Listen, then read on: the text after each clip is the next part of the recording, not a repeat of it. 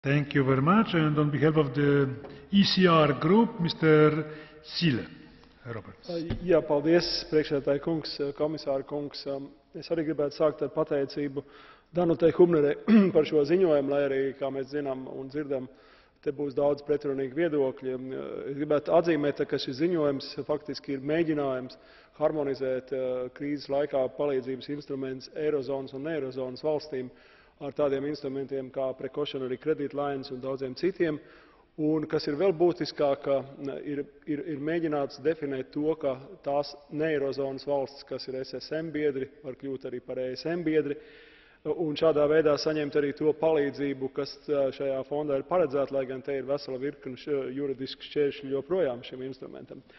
Un arī šie 10 miljardi EFSM naudas, kas varētu pāriet uz Balance of Payments Assistance Facility, šo te programmu arī ir diezgan pretrunīgi vērtēt no tām valstīm, kas ir iemaksājuši FSM un vēlās šo naudu saņemt apakļam savos nacionālos budžetos.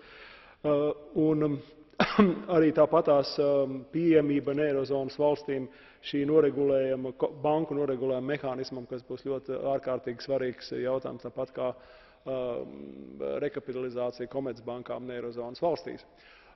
Kopumā es gribu teikt, ka ECR grupa nebūs vienota šajā balsojumā, būs deputāti, kas atbalstīs šo priekšlikumu, tā skaitā arī es, bet būs arī tādi, kas domās citādi.